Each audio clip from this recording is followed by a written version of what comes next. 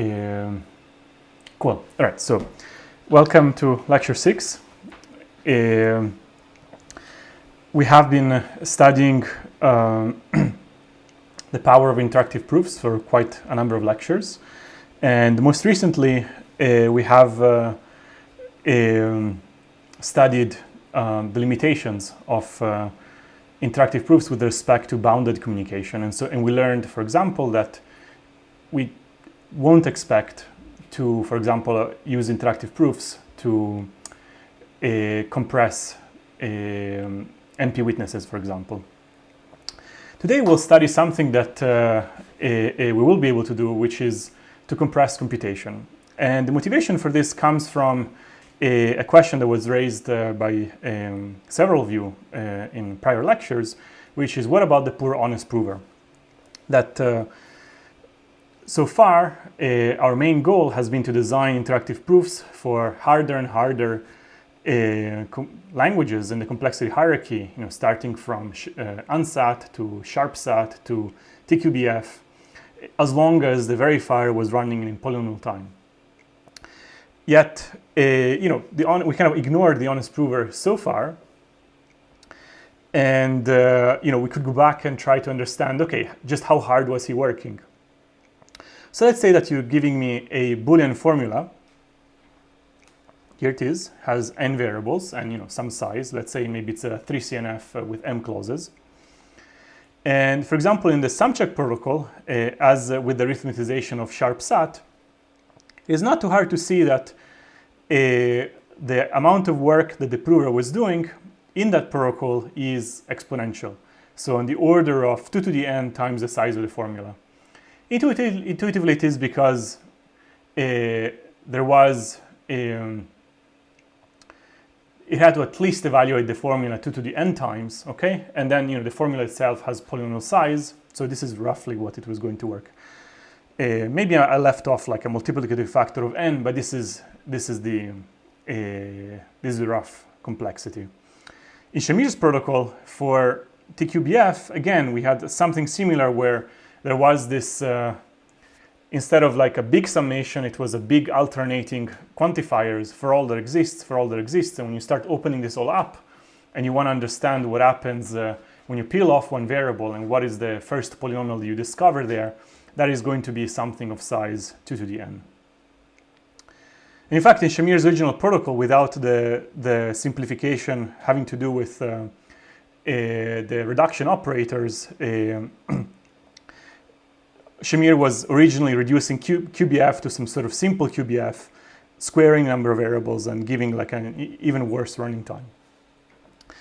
But maybe these things are not surprising, because sharpsat is not an attractable language, neither is TQBF, so why would we expect like a tractable prover? So we could say, all right, but maybe these times when we kind of reduce from computations of interest that are tractable would give good running times. So specifically, let's say you just give me some machine that runs in some time t and space s, and think of t and s both as polynomial, and define the language of accepting inputs for this machine, right? So this is like, consider some computation of time t and space s. And we could try to say, okay, well, I have this computation. I could try to reduce it, for example, to TQBF.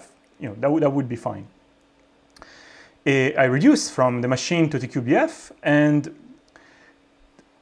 if we go back to lecture, I guess, 3 or 4, and you follow the reduction for the hardness of TQBF for p-space, you will see that you will get a Boolean formula where the number of variables is log t times s. Intuitively, this is because each configuration of the machine was of size s, and the way we were constructing the TQBF was using an iterative procedure that was kind of doubling the length of the path each time. And so, if you double the length of the path log t times, that gives you like paths of length t, and that's enough to kind of discover whether there is a path from the start state to the accepting state. And each time you were doubling the path, you were adding, you were increasing the size of the formula by something, an additive factor of s. So overall, you get log t times s. And now, even if t and s are both polynomial, right? So I am looking at some language that is tractable. If I just go back and see what I would get in Shamir's protocol, I get something like 2 to the poly time, right? So even though I am merely interested in trying to study, oh, can I have some interactive proof for a tractable language, the prover is on its own running in exponential time. So this is not nice. I mean, it would have been nice if we could have scaled down these protocols to talk about sort of smaller computation and still have some gap, but where the prover would be running in polynomial time. Does it make sense, like what we try to do? Like these protocols were fine, right? We were looking at hard languages, but I can also look at a simple language and try to reduce it to some sort of small instance of a hard language, some sort of tiny TQBF, right? But in the end, it's not so tiny. Like, I mean, yes, it has log t times s number of variables, not quite, you know, t plus s, for example, but still, like, that gives me something that is too big. All right? So, hi, Alessandro. Yeah.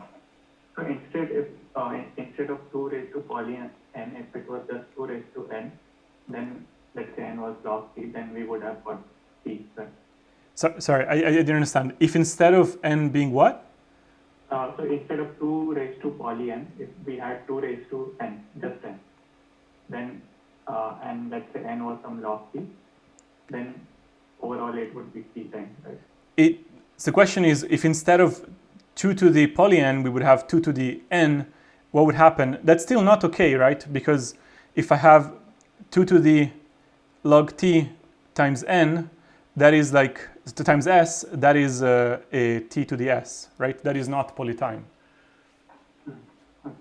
So yeah, so it's a good question. You know, here I know I was getting a bad answer, so I wasn't being careful. But even if you have just exactly 2 to the n, you know, this expression is just not good enough. Like having an honest prover running in time t to the s, that is not a polynomial time. The original computation was running in time t and space s, and ideally you would want a prover that runs in I don't know, time poly t and space poly s or something like that, right? That would be like something that preserves the complexity of the original computation, right? Good question. I also have a question. Yeah. Sorry if it is like too simple, but I am wondering, LM is a poly machine. How can a poly machine be reduced to TQBF? So the question was, how can a polytime machine be reduced to QBF? Well, you know, P and P space is a much larger class. So we can definitely express some problem here by using the complete problem up here, right? So TQBF is complete for P space, so we can, at least from an expressivity standpoint, it can express any problem in P. In particular, the reduction that shows TQBF is hard for P space, how did it work? We basically started with a polyspace machine, and we showed that we can construct a polynomial size QBF that expressed its correct computation. All I'm saying here is that you can just go back and also consider a space S machine and time t machine at the same time and see how those parameters kind of affect the reduction. And what I'm telling you is, like, you know, they affect it this way. And that's okay, right? Like there's no, I'm just trying to recycle what I have. Now, of course, it seems a bit silly, right? We designed an interactive proof for a hard language up here. Why would we think that that is like a good interactive proof if we are interested in some problems down here, right? Maybe that's like too naive, right? But maybe it could have worked. And, you know, indeed, the rest of today we have to work a bit harder to get interactive proofs for problems down here. I'm just telling you that we have to do something, right? We can't just, you know, typically you're not supposed to go do the work without a justification. I'm saying, like, you know, here's the justification. The things we have learned do not seem to suffice to give us polynomial time provers for questions that are down here. I see, thank you. Yeah, good question. More questions about motivations or the setup?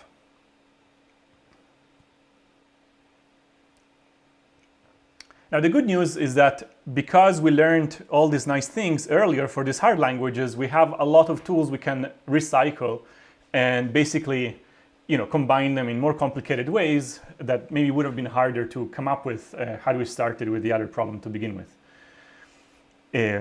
So this leads to basically the notion that we can actually define a little bit more formally, which are doubly efficient interactive proofs. Essentially, now we add as an explicit goal the fact that we want the honest prover to run in no more than polynomial time. Before, a general interactive proof, all we were saying was, look, just come up with an interactive proof. Obviously, you have to exhibit some honest prover, but the only requirement was that the verifier runs in polynomial time. Now I'm saying that both of them do, okay? We call this doubly efficient because both the prover and the verifier are efficient algorithms, and we will generally denote it as DEIP. And the first realization is that as soon as we put this requirement, we cannot hope to express any problem outside of BPP. And this should be clear, right? Because if you give me some language that has a doubly efficient interactive proof, here's a way to show that that language must be in BPP. Just design your probabilistic algorithm, okay, your BPP algorithm, to just simulate an interaction between the honest prover and the honest verifier. In the good case, you expect this interaction to say yes with probability at least 2/3. And in the bad case, for any prover, in particular the honest prover, you will say yes with probability at most 1/3. And that is exactly the condition for showing that the language is in BPP. So this is formally telling you that if you want an efficient prover, you can only hope to prove efficient languages, which sounds reasonable, right? In the end, those are the things that we want to run in the real world anyhow. Okay? Notice that this very same proof doesn't work when the honest prover is inefficient, because the probabilistic algorithm otherwise wouldn't run in polynomial time. It is simulating both the honest prover and the honest verifier in its head. Okay, but so be it. But also we need to realize that to make sort of doubly efficient interactive proofs non-trivial, not only we need to require the verifier to run in polynomial time, but we also need it to work less than deciding the language alone, right? Otherwise, if I'm just saying, all right, please design an interactive proof where both the prover and verifier run in polynomial time, and it has to be in BPP, well, just ignore the prover and just let the verifier be the BPP algorithm, right? That doesn't sound, very interesting. So kind of by introducing the prover, you want to achieve some gap, right? And, you could ask for, this could be whatever, right? So here, I'm being a little bit informal. It could be like less space, less time, or you could be like very strict and say, oh, the verifier must run in, say, quasi-linear time. So something like, very extreme that says that it is like, basically it is reading the input and not much more, okay? And for the record, like usually in the literature, that is the goal that is assigned to doubly efficient interactive proofs, because usually one can achieve it for problems of interest. You require the verifier not to just be in polynomial time, but to be a quasi-linear time algorithm. Okay, so Alessandro, yeah. one question. So the way we have defined IP, we want it to have a constant soundness error, right? But if we had some other definition of IP where the soundness is going down by the length of the input or something like that, so in that case, does it trivialize the notion of doubly efficient IP? I'm sorry, I couldn't hear very well. So you were asking about the completeness and soundness errors, or? Yeah, I mean, the proof that you have written, the probabilistic algorithm can just simulate the interaction. Yeah. So it is happening because the way we have defined IP, it has a constant soundness error, right? Yeah. So let's say if we had some different definition of IP, that the soundness error is some function of the input in some weird fashion. And then we cannot just simulate the interaction to get a BPP algorithm, right? Because BPP requires a constant soundness error. So the question was, when we define IP with a constant soundness errors, what if we had considered IP with maybe smaller soundness errors? How would that work?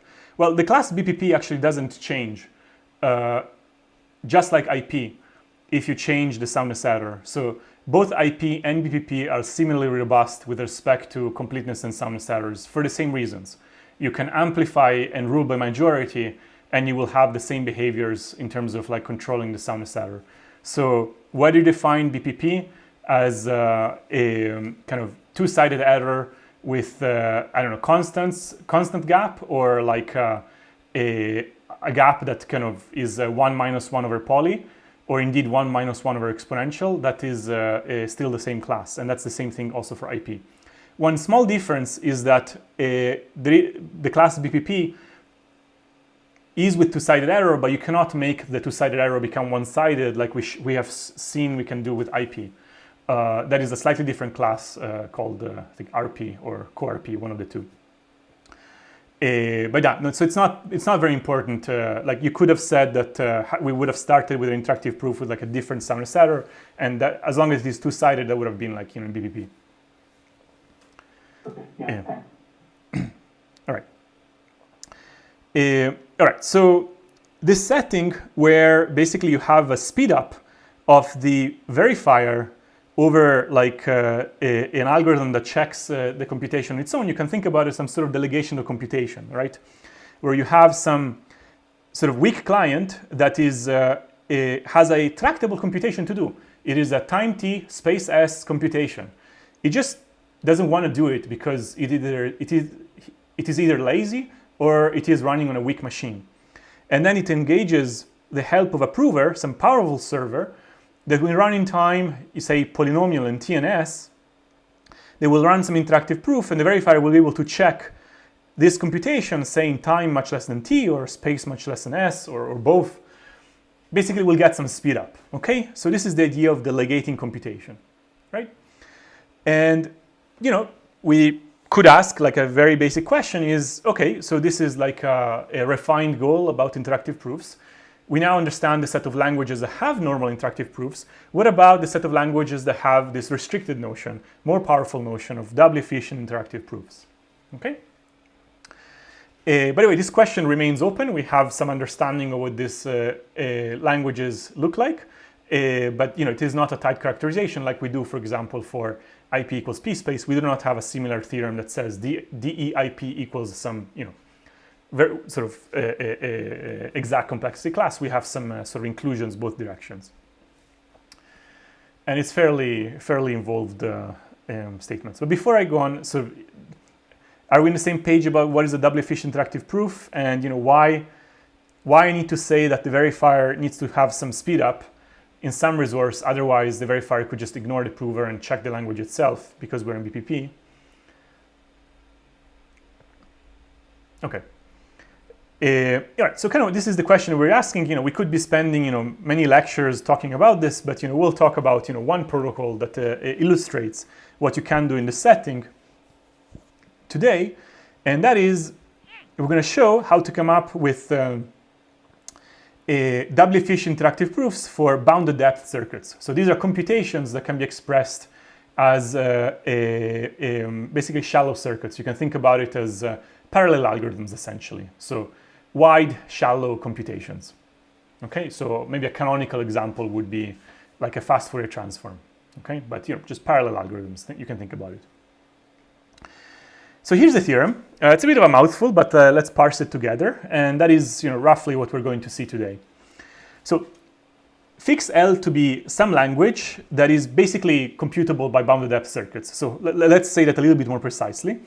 It is decidable by, I'll come to this in a moment, log space uniform circuits. So let's just kind of ignore log space uniform for a moment. Let's just say circuits of size S and depth D. Now you should think of S as large, like the size of the circuit, and D not very large, like because I'm thinking about a shallow circuit. And then L, we're going to see how L has a public coin interactive proof such that, well, first and foremost, the prover is running efficiently, right? You see that it is polynomial in the size of the computation, polynomial in the size of the circuit. So that's good. So we're definitely in the doubly efficient setting. Now verifier time is going to have some speed up. It's going to run in time that is n, this is the input size, time poly and then it's going to have log s, so we have a speed up in terms of size, okay, so n polylog n, and then the depth is actually going to pay for it linearly. That's why we're thinking about the depth as not very large. So think of d maybe as also log s, or like polylog s. Actually, verifier will also be able to run in time that is in space that is pretty small, though it's not very important. We'll not go over it today. And this is really the important part. It also happens to be the case that the communication complexity and the number of rounds will be d polylog s, and so we'll see soon why that is the case. Now, hopefully all of this makes sense, but for this uniformity condition.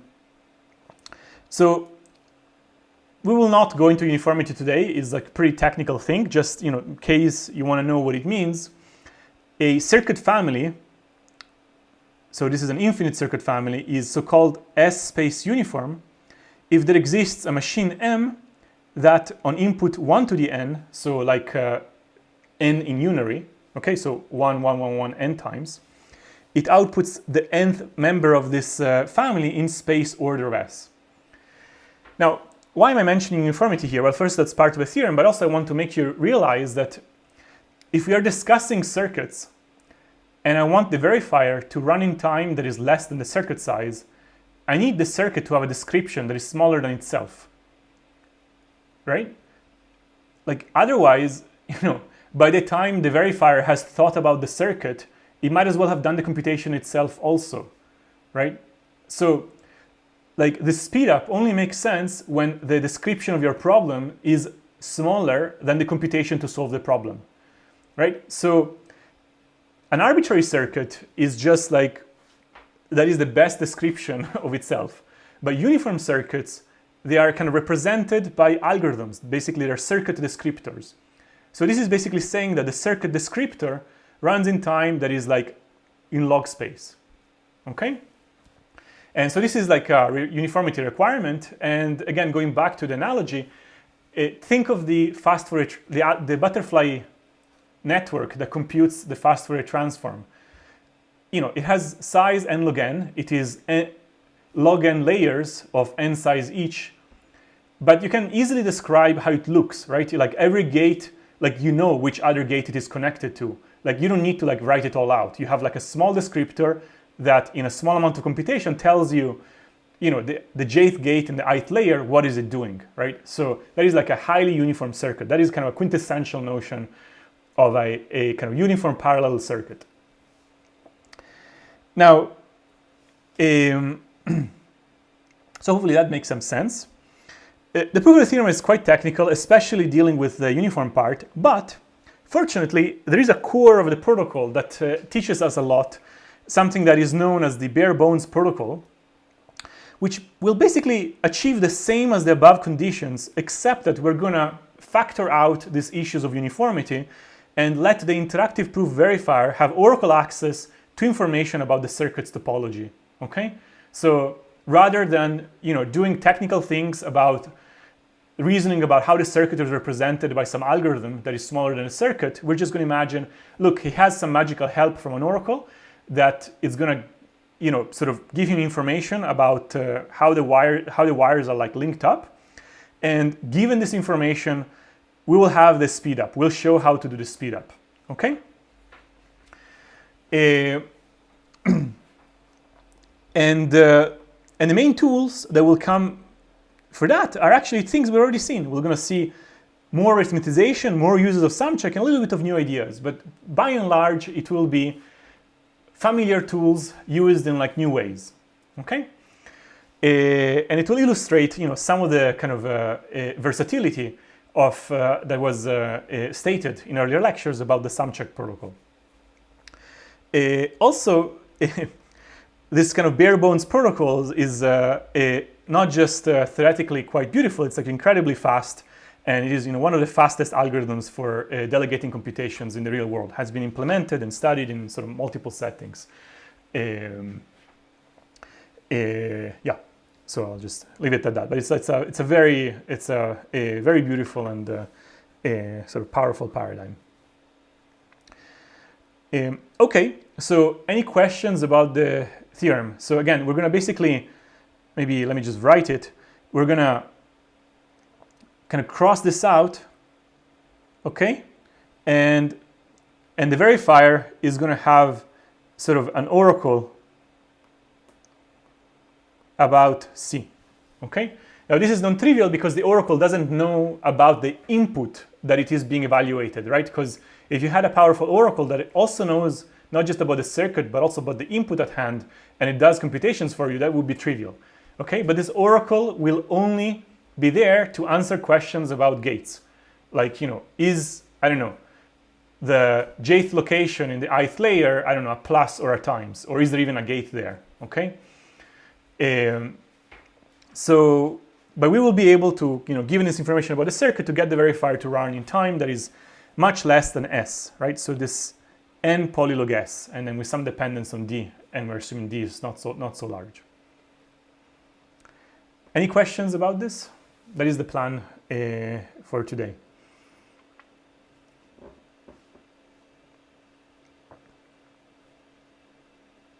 Okay, so in that case, that is all we're going to do today. It's going to be plenty enough. In that case, let's jump into it, okay? So I said that we're going to be working with circuits, and in fact, we're going to be working with circuits in a particular form, which is in a layered form. And in fact, it will be particularly natural to talk about not just Boolean circuits, but just arithmetic circuits, you know, plus and time circuits over some finite field. So let's just see how do they look like. So a layered arithmetic circuit, you know, from n inputs to one output of size S and depth D is just an arithmetic circuit with fun-in2 arranged in D+1 layers. So let's just see as a picture, how does it look like? You have some input layer of size n that is just specifying the input. Then you have sort of width, actually here not so much the size, let me just maybe call it width. Width S at every layer D times, okay? So here you have S gates, here you have S gates, and you have D such layers. At some point you have one output, and that is the output of computation, all right? So there's a small input, many large computation layers, okay, and one small output. This is how the circuit looks like. And again, you should think about this as a shallow, wide circuit. Now, this looks narrow and tall, that's just because I have more things I need to put on the slide on the right, but really, this is like, you know, shallow and wide, okay? So it will be helpful to associate a function to each layer in the circuit as we're evaluating it, right? So when you specify the input, you're basically giving me a function on the input gates, right? So it is a function that for each of the n inputs tells me what is that value that will go here, okay? And, you know, as you evaluate the circuit, we're going to have values at each layer corresponding to, you know, what is happening at each of these places. So there's going to be, for the next layer, a function that tells me for each of the S outputs of this layer, you know, what value did you get? And so on and so forth, until the final output is just one field element. Now, how do we compute? Well, there are functions that give us that. So, but in between, you know, each of these two, there are functions that tell us, you know, how do you produce each of these values, right? For example, here, it might be the case that you're supposed to obtain this value in the computation, you're supposed to add these two. And maybe to obtain this one, you need to multiply these two. So we call these wiring predicates. They are the complete description of the circuit. How? Well, they are trivariate functions because you have one output and two inputs, right? Remember, we are in a fan-in2 circuit. One output and two inputs. And the output 1, if the value at location A in layer I-1 is the addition or multiplication, depending whether it is add I and mul I, of the bth and cth values in layer I. So for example here, let's say that, let's just give some names here. So this is location 1, 2, 3, and this is location 1, 2, 3, I don't know, and 17, right? And let's say that this guy is supposed to be the plus of 1 and 3. Well, that means that add 1 of 1, 1, 3 will output 1, because it's telling us that the first gate in layer, sorry, not add 1, that is add D. This is telling us that the first gate in layer D minus 1, it is the addition of the first gate and the third gates in layer D. Okay? Does it make sense? Are we fine? So essentially what I'm saying is that there is a circuit, we have to describe it somehow. The description of the circuit is just where are the wires, right? Because I already said how the circuit is arranged. It's like D layers. Each layer contains S gates, and there are N inputs. So the only freedom is just, how do you compute each input, like each location of whatever layer, right? And these functions are telling us how to do that. They are wiring predicates. They're telling us, when you consider a particular triple, they're telling you, is there a gate there that links this triple? This is in layer I minus 1, and these are in layers I, right? In the previous layer. Hi, Nitin. Yeah. So you have a mapping, V mapping written over there. So it maps from S to one field element. Shouldn't it be S field element? The question is, these mappings, should it be from S to F field elements? Not really, right? Because this is just a mapping, right? It is an array of F field elements, so that is the entire thing, right? I can evaluate this function at 1, 2, 3, 4, up to S, and for each of those, it's going to tell me what the value is here, right? So for each of this, it might have a different field element, right? Right. So you can also think about this as a vector, right? So this is equivalent as saying that Vd minus 1 is in F to the S, right? Okay. Got it. Okay. So it is telling me at each of these locations, what is the field, what is the value, when we are evaluating on this particular input. Okay. More questions about notation? So we have notation because we're going to have to use it to specify the protocol. But the main thing is that, again, these guys are just telling you what these arrows are, okay, and what the gates are, and at each layer, like I have specific values that are a result of the computation, which moves from bottom to up, from input to output. Okay. More questions? All right, so this is the description of the circuit. There is nothing else that specifies the circuit. And this is what you get when you start evaluating the circuit on M1 input. Now, because this is a knowing notation, we'll actually do some simplification so that we don't have to keep all this notation. So we're actually going to assume that the circuit has just one type of gate, just for simplicity. Everything we're going to do easily extends to 2 or 3 or 4 types of gates. In particular, you can do it for add and mul. So we're just going to generically call this gate G for gate. It's just some binary gate of some sort. It's not very important what it is. You can think about it as adding 2 things or multiplying 2 things. Okay, and in this case, instead of having 2D wiring predicates, we just have D wiring predicates that tell us where these gates G are located. Which wires go where. And again, it will be really straightforward to say, oh, if I have more gates, what should I do? I just don't want to keep around all these things because then I have to write things twice. It makes expressions that are already big even bigger. And so this is just for notational simplicity. If you want to think about something concrete, you can think of NAND gates. They are universal for Boolean computations, so you can think about that. In general, for arithmetic circuits, you do need plus and times, but again, that's fine. So we're going to stop thinking of add and mul. We're just going to have kind of, G1, G2, and up to GD. They're telling us, what happens in between each of the layers. Okay? Questions about this? All right, so we have one more slide of background on another thing this time, on low degree extensions. So we have been doing arithmetization over various lectures. Today we'll be doing some, a lot of arithmetization. So things that we have been discussing implicitly, I want to make them a little bit more explicit. So it really shouldn't be more material, it really shouldn't be new material, but it should be making a lot more explicit things that we have discussed already. So let's first start with like univariate functions, because that's kind of easier to talk about. Let's say that you give me some function, f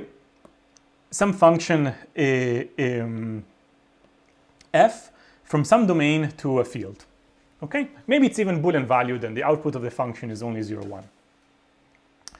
So we say that a polynomial is an extension of the function if it agrees with it on the domain H.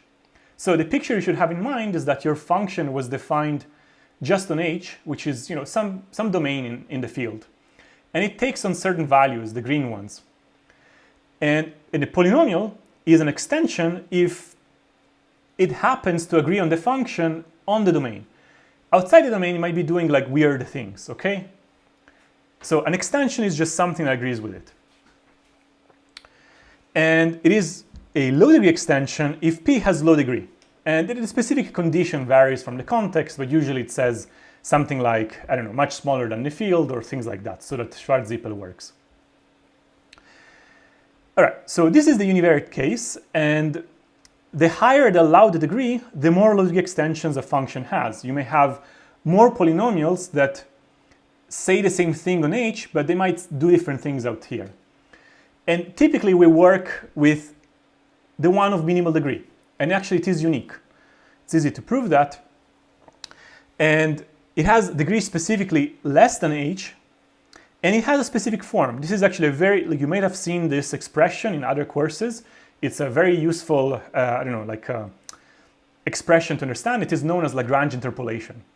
So if you're looking to extend the function defined over H, the way you do it is you say, okay, let me kind of use the so-called Lagrange polynomials. So this polynomial here is the polynomial that is 1 at alpha and 0 everywhere else on H. Okay, this is H and it is 1 just at alpha. That polynomial has a nice, easy expression. It is this one here. It is easy to verify that if you plug in anything, if you plug in alpha, then you specifically get 1. If you plug in anything other than alpha within H, you get 0. So this polynomial, kind of by construction, agrees with f, because essentially you're adding up all these delta functions with the right coefficient over the domain. That is exactly kind of what Lagrange interpolation is doing here. All right. So how do I kind of get rid of? I can't even delete. All right. Undo. All right. So these polynomials are known as the Lagrange polynomials, and they let you interpolate they let you go from the function to its extension of minimal degree. But you may notice here that the degree strictly less than H is very visible here, right? You have a product of degree 1 term, H minus 1 times. Okay? If this is literally the first time you've seen Lagrange interpolation, this may be a little bit overwhelming. I'm pretty sure it's contained in some other class, but I encourage you to review it. It's a very fundamental concept, not just in computer science. It's used also in electrical engineering and signal processing, yeah. However, we often work with multivariate functions. So in this case, we're given a function and we're looking at extensions of it over the whole field. So you can think about, now you have this teeny tiny h to the n hypercube over which the function is defined, and an extension is just something that is defined over the whole field that agrees with it on the smaller hypercube. Okay? And again, the one of minimal degree has individual degrees slightly less than h, and sort of once you understand Lagrange interpolation, seeing multivariate Lagrange interpolation is just like a simple extension of it. You're going to look at the function everywhere on the hypercube and multiply it by the Lagrange polynomial for that point, which equals 1 precisely at this location and 0 everywhere else. And what is that multivariate Lagrange polynomial? It is just the product of the individual univariate Lagrange polynomials, these guys. Okay? So we will be using low degree extensions, I don't know, like dozens of times through this course. We have already used them implicitly. So when we did the arithmetization for SharpSat, we went from a Boolean formula to a polynomial that agreed with the Boolean formula everywhere on the hypercube. Remember that? So that was a valid extension, multivariate extension of the Boolean formula, which was defined on 0, 1 to the n. So h was 0, 1. Also, that extension was not of minimal degree. And in fact, in the homework, there is an exercise that says that it is intractable to compute the extension of minimal degree for a Boolean formula. Okay? At least, you know, in relative to if n is linear, right? If n is very small, it doesn't really matter. All right, so this was an interlude on low degree extensions. Hopefully, you know, the build-up of working with unsat and sharpsat should kind of make this, like, you know, fairly natural, right? So we're looking at polynomials over the whole field that agree with like some function that we're starting with related to the original problem. So we want to arithmetic so that we may transition to algebraic problems we can apply subject to. Questions about logic extensions? This slide, you should kind of be able to recite it in your sleep, because when we start moving to probabilistically checkable proofs, we'll be using logic extensions left and right all the time. So just kind of pictures like these, you know, you should be familiar with those.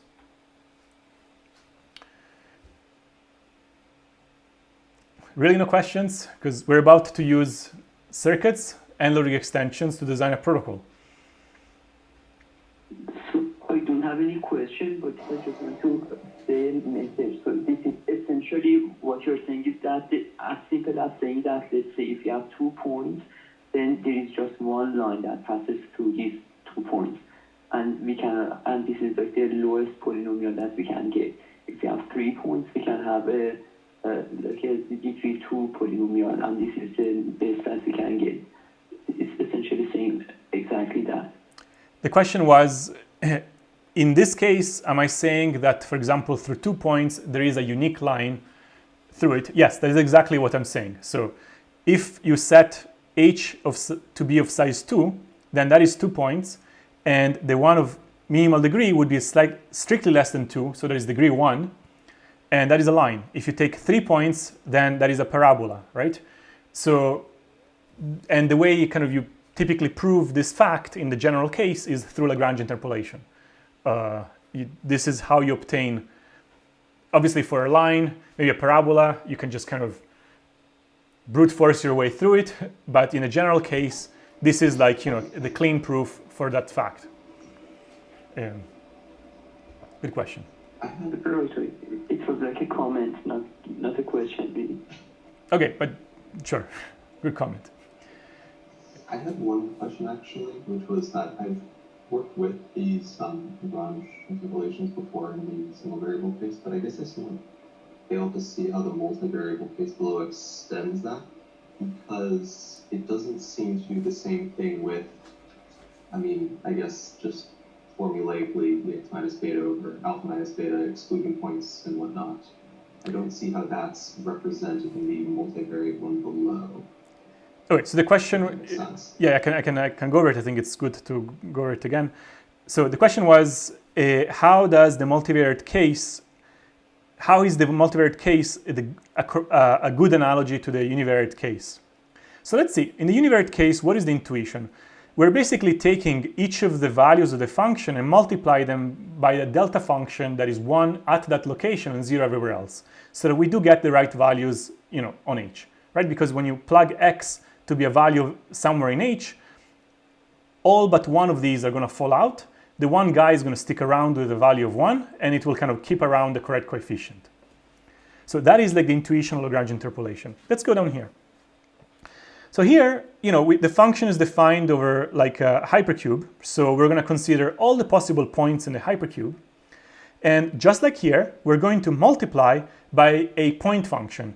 This is a polynomial that will equal 1 if and only if, or rather, will equal 1 when x1 through xn equal alpha 1 through alpha n. And if alpha 1, alpha n are any other values in h to the n, then this is going to be 0. So again, here you're going to pick out just only one value inside h, and of course outside of h is going to do some other thing, right? And how do you construct this Lagrange polynomial?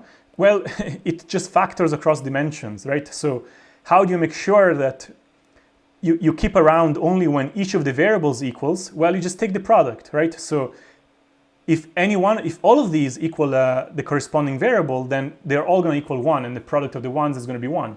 But if any one of them is not, then it's going to be 0. Okay? So this is precisely like a delta function for the hypercube. Thank you. All right, great. So the total degree of this polynomial would be h raised to n. Sorry, I don't have good audio. Can you please maybe speak slower? And So the total degree of this polynomial p would be h raised to n, right? the total degree of this polynomial is the number of variables times h minus 1, and the individual degree is exactly h minus 1, strictly less than h. Okay, so it's just easier to remember the individual degree, right? Each variable has degree h minus 1 because of this construction, and in particular, the total degree is at most n times that. Okay.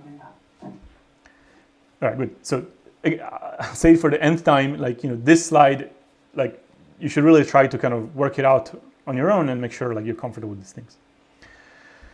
All right, so now we need to come back to our goal. Remember, we wanted to prove a theorem. We had a bounded depth circuit, and we want to enable the verifier to check it faster than it can evaluate it, okay?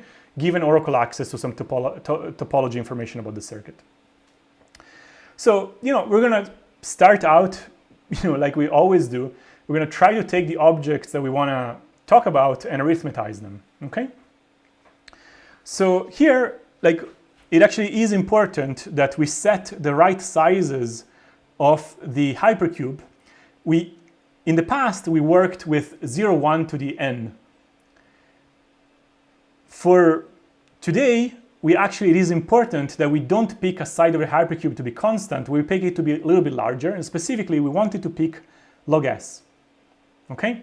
So we're gonna take a side of the hypercube to the size log s, and we're gonna set the dimension to be whatever is needed to make h to the m s. So if you take log s to the log s over log s, that thing equals exactly s.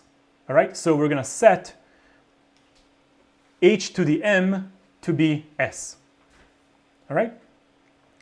Of course, the input layer is a little bit smaller, so here the number of variables is going to be a little bit smaller. It's going to be log n over log h. So this induces bijections from the integers 1 through s and h to the m, and the integers 1 through n and h to the m in. Okay, so we have the same size hypercube, different number of variables. Okay, but we basically are sizing our hypercubes to be the size of one layer. Okay. I will explain later why this choice of log s is important for the doubly efficient part. This setting, by the way, is a magical setting that will appear in many probabilistic proofs. Whenever you want to set the right hypercube size, you need it log s over, and the dimensions should be log s over log s. All right, so now we have not many tools at our disposal. We have SumCheck, Shamir's protocol, and that's it really, right? Okay, we have the graph non-isomorphism IP, but it doesn't sound very useful. Today we're going to specifically using SumCheck, and so our goal would be to somehow massage the computation of the circuit to be to be having to do with summations, so we can apply sum check. And for that, we're gonna be bringing in the wiring predicates to help us. Okay, first in the input layer, nothing really interesting happens. We're gonna say, okay, the function associated to the input layer is just the input, and let's call the input z, right? So the value at location A of the input is just za, right? So that is the function. So now we can say, okay, what about what are the values in other layers? Well, remember that we have these wiring predicates that tell us, how to compute each location in the new layer, right? So here's the location in the new layer, and here we are invoking the wiring predicate on that one, and I'm wondering, here I need to add up two specific wires, not add up, I need to combine two specific wires according to whatever the gate says to obtain the correct value in the next layer. But I don't want to write something different for every gate. I want some uniform expression, okay? So I'm going to consider all possibilities and say, okay, I'm at location A. It could be that I'm connected to B and C, or this other B and this other C. I don't know. I'll just consider all possibilities, add them up, okay?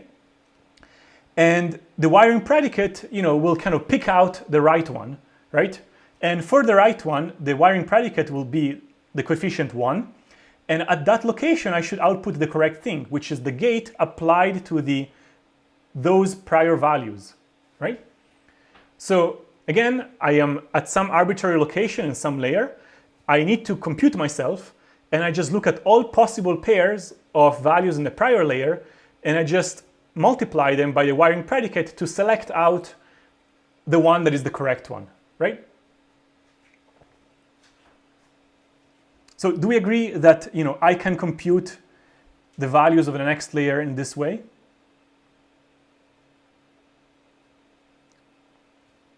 Now, this is a funny way of doing it, but there's a reason why we want to reformulating and massaging as summations, because we want to use sum check to help us kind of not work as hard.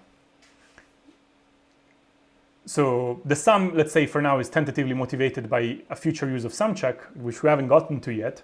But do we at least agree that this is like a reasonable way to compute the next layer? I don't know if reasonable, a correct way, maybe like a funny way of doing that, but is it at least a correct way to compute each of the values in the next layer?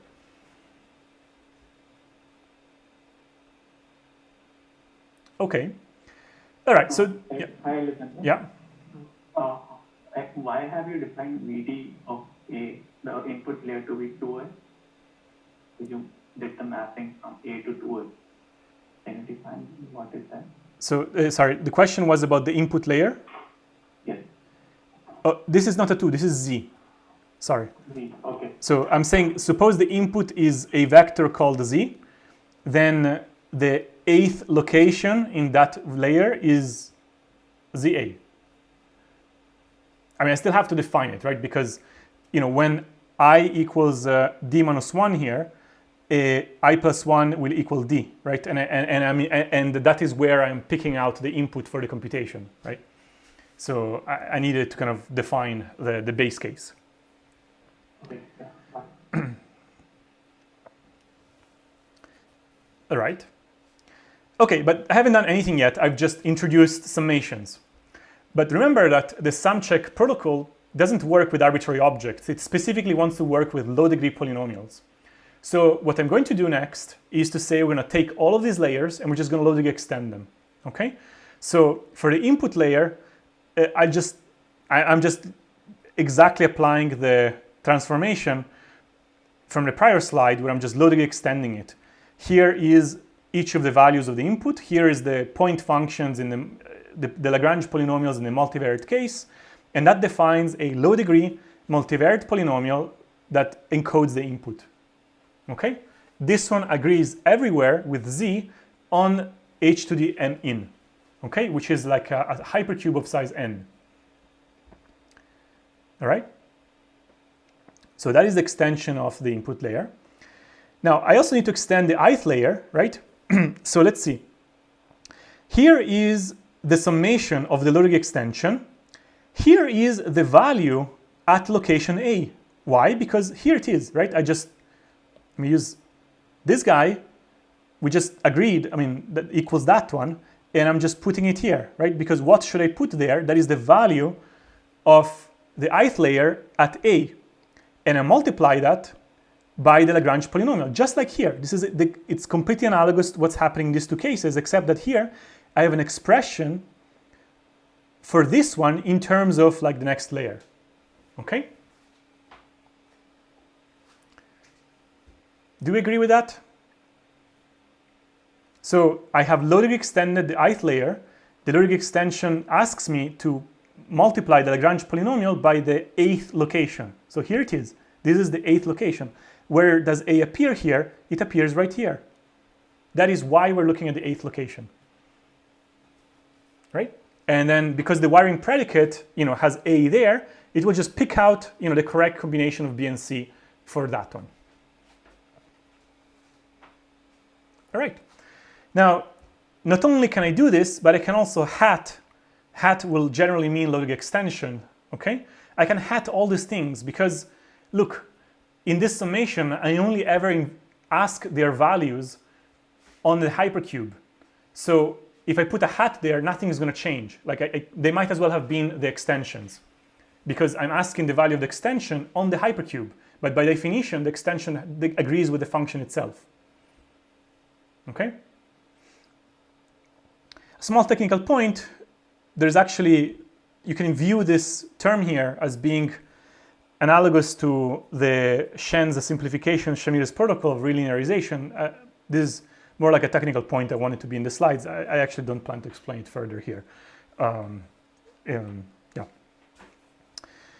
Okay, so one last thing. Now, we almost have something that is sum checkable, right? We have sum of things. That sounds reasonable, right? Like sum check is happy to have sum of things. And we have low degree polynomials here, right? That we could be summing over. But there is one problem. Here, A does not appear as part of a polynomial. It's like an index. It's not a variable that has a degree, right? We need everything that we are summing over, A, B, and C, to be part of polynomials of low degree, okay? But it's not here. Okay, well, we'll kind of re-extend the Lagrange polynomial as well. Basically, we're going to replace that one with some identity polynomial. It's a bivariate polynomial in X and A that will output 1 if and only if X equals A on H to the M. And that is like a pretty simple polynomial to write. It's just the product of the sum of the univariate Lagrange polynomials, okay? So this is more like, small, like clever trick that makes sure that the index of the Lagrange polynomial is itself a variable of low degree. I don't particularly want to go through this like carefully. It's just like some, magical expression that, it's easy to see once you kind of comfortable with Lagrange polynomials. But once you kind of do this replacement, you have a summation over A, B, C, and the addend is just one big low degree polynomial in A, B, and C. Okay? It's a 3M variate a low degree polynomial. All right? So now notice what has happened. We have basically a relation from one layer to the next to be basically a sum. So rather than evaluating each layer from the earlier one, our approach is going to be to apply sum check to travel from one layer to the next. And ideally, we're going to have an exponential speed up in the size of each layer. Okay, go from S to log S. Just like in the sum check protocol, we go from 2 to the N to N, right? So there is the idea. And so now we're going to try to lay down the protocol. Now we have kind of massaged our problem.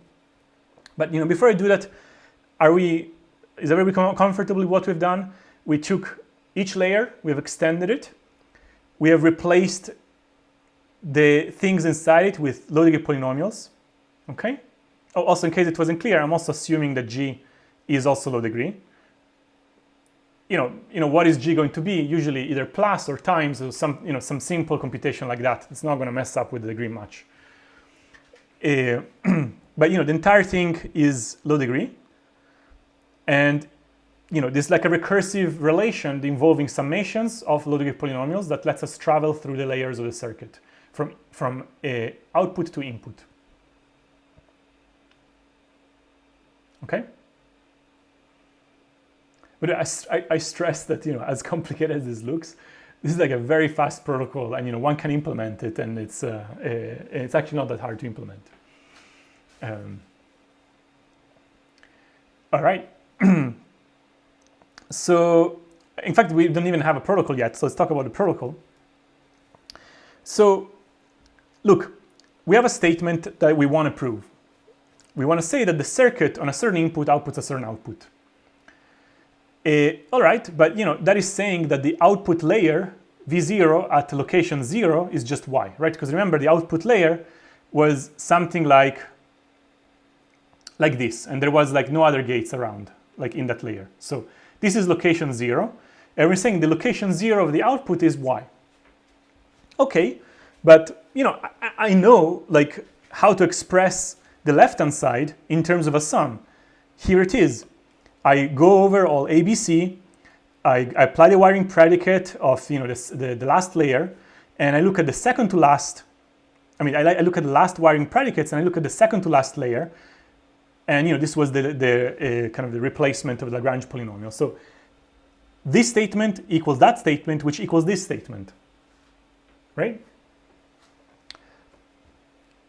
Like just do a sum check on the variables A, B, and C, and let's see what happens. Okay, this is just one layer, okay? We're not yet handling the whole circuit. So we're gonna pay for 3m rounds. Why? Because we have 3m variables. We're summing over a hypercube of size h to the 3m. The soundness error is going to be m times h over f because the individual degrees are gonna be order of h. So we pay order of h over f per round. Why are the individual degrees order of h? Because let's look here, like A has degree h plus h here, so 2h. B has degree h plus maybe, it depends whether G is linear or not. Let's say G is times, so, okay, it's actually, this is C. So actually it's B, it's going to be h plus h again. So everything is going to be 2h, right? The prover is going to work in time that is polynomial in the size of the hypercube. This should make sense because when we looked at the sum check protocol, the prover could run in time that was polynomial in 2 to the n. Well, now it's polynomial in h to the m, but we picked h to the m to be of size s. So we have an efficient prover for this one round, okay? The verifier will run in time poly in m and h, and because both m is log s over log s and h is log s, this is overall polylog s operations within this sum check. But at the end of the sum check protocol, it's going to have to evaluate this expression somewhere. So it's going to have to query the wiring predicate at one location, and this is for free. We assumed that the verifier has Oracle access to the wiring predicates. In fact, we're assuming that it has Oracle access to the extension of the wiring predicates. Fine, we assume that too. But then now we have two queries, two values in the prior layer. What we're going to do is the prover is just going to claim some values for these, and now we have two new claims. We went from one claim about the output layer to two claims about the second to last layer. The prover told me, I claim that the logic extension of the second to last layer at S equals gamma and at T equals delta. So we have two new claims we need to check, but look, this is a simpler problem than before because we have one layer less. So the idea is that now we're going to recurse. Each of these can itself be expanded as a sum, right? This thing expands as this sum, and this thing expands as this sum. Okay? Why? Well, we have something in layer 1. We need to apply wiring predicate of layer 2 involving inputs from layer 2. And we are at location S, so here we are at location S here. And here we're location T, so here we are at location T. All right? Okay, so we could continue like this. Can anybody spot a problem with continuing like this?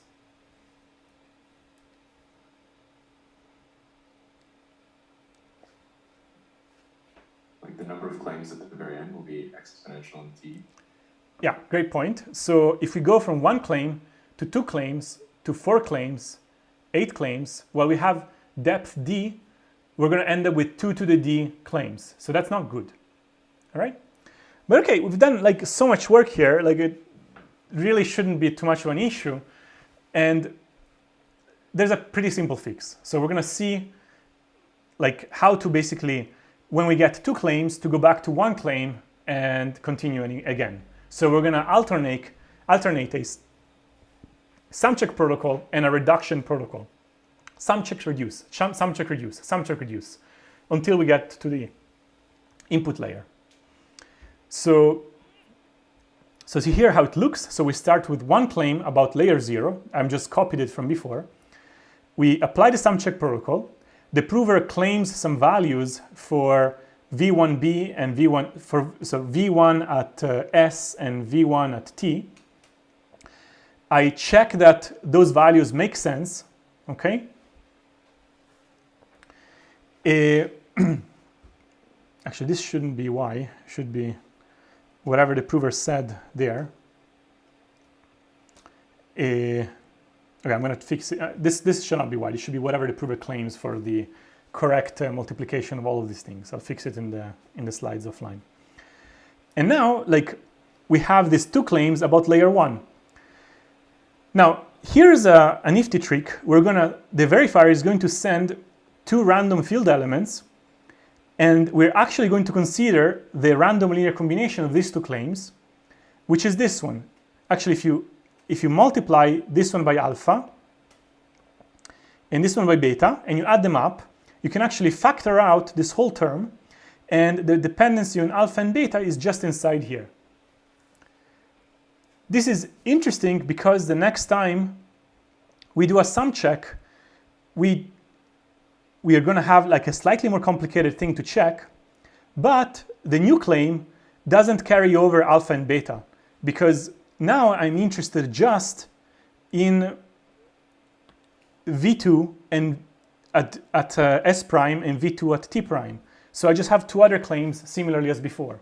So I just like squeeze them again together later. All right? So again, I go from 1 claim about layer 0 to 2 claims about layer 1. Then I do a random linear combination, 1 claim about layer 1, then 2 claims about layer 2, and then again, I'm going to do another random linear combination to 1 claim about layer 1. Are there questions about this slide? Let me just point out some things. The reason why I'm making explicit the randomness, so like, what am I doing here? Here I'm just saying, suppose I run the sum check protocol and I call the randomness used by the verifier during that execution R, S, and T. R is a tuple of m elements, S is a tuple of m elements, T is a tuple of m elements. Why? Because in the sum check protocol with 3 m variables, we're going to be sampling 3 m random field elements. So here they are. And when we get at the end of the sum check protocol, we have to evaluate the addend by replacing the variables at these random locations, right? Because here v1 is at b and v1 is at c, I am interested in the value of v1 hat at s and v1 hat at t, right? That is why later I plug in s and t here, and the prover, I'm just gonna ask him to tell me pretty please what the values are so I can evaluate in the meantime this expression. Okay, the addend. And again, this should not be y, this should not be the other one, it should be like some other thing that I'll fix in the slides. All right? More questions about this this one? This is basically, yeah? Yeah, I was just thinking, is there an equivalence between this technique and the kind of technique that is used in dynamic programming to reduce exponential number of subproblems to some poly number of subproblems if they overlap? There's a question about whether there's a connection between this and dynamic programming where you try to reduce the number of subproblems from exponential to polynomial. I wouldn't say so, because typically, like when you kind of use dynamic programming to reduce the space of the amount of work from exponential to polynomial, you're doing it by memoization, right? You're just making sure that the recursion is such that you have a lot of reuse of subproblems. Here, we're not quite reusing, we're just randomly folding things. We're using randomness. And notice that in dynamic programming, there's no randomness. You're just kind of structuring your recursion savvily. Here, we are using interaction to kind of fold the problem onto itself so that, because kind of these are nice linear claims that I'm able to factor out this thing, I can sort of reduce it back to one claim in randomized fashion, and I have this sustainable 2 to 1 to 2 to 1, 2 to 1, like kind of a sequence of reductions. Right. Thank you. Right. More questions about this slide?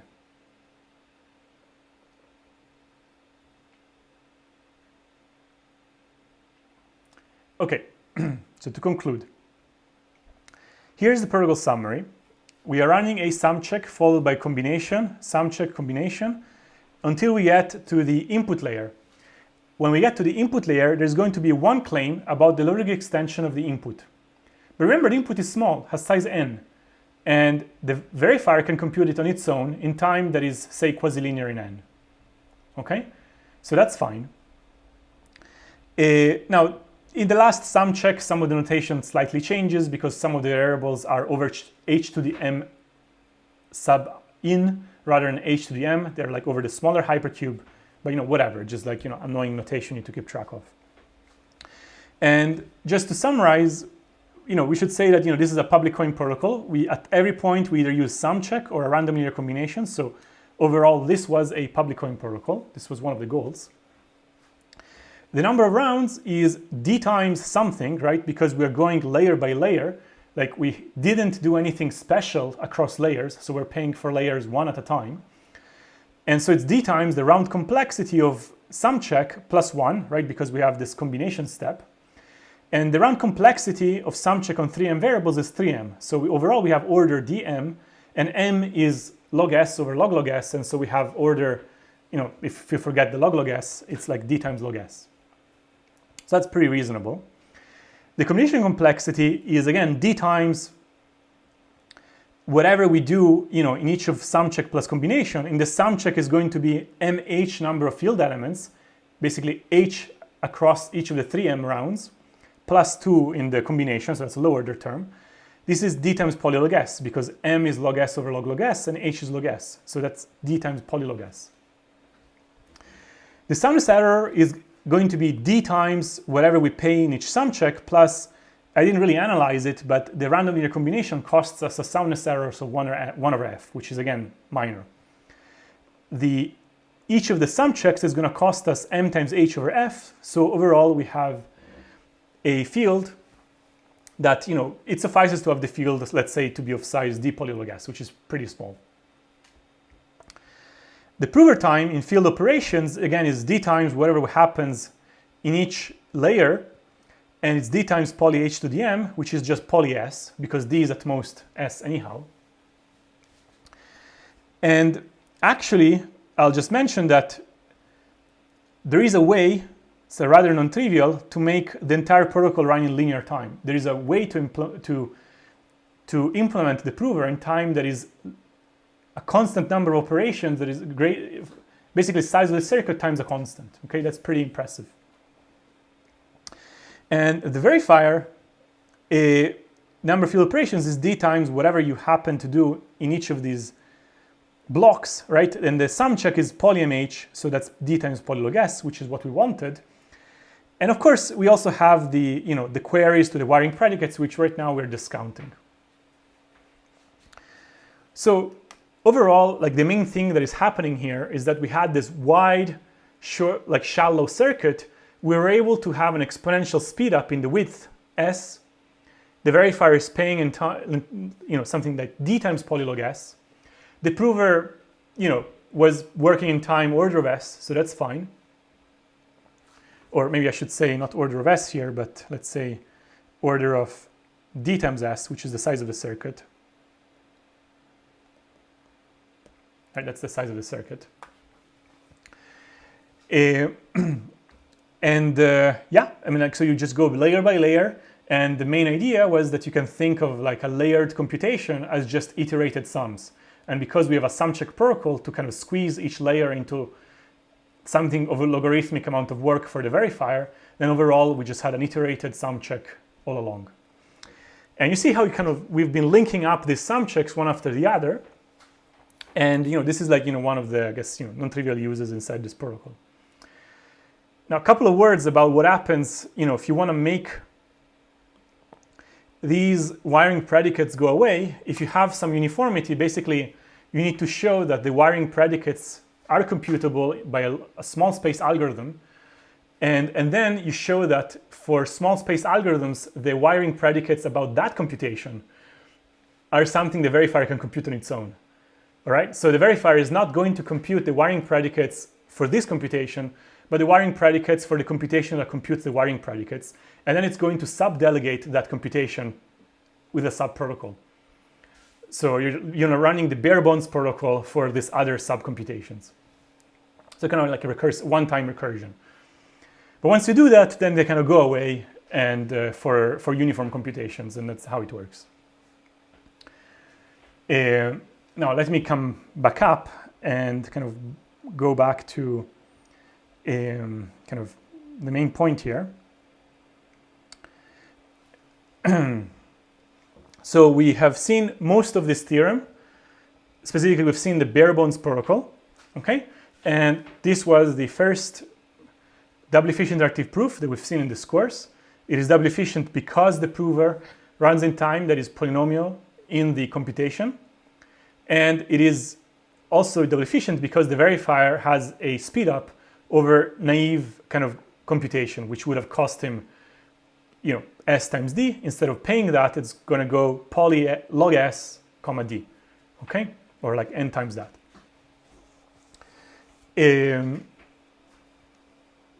Yeah, so I think this is a good point for me to stop the recording.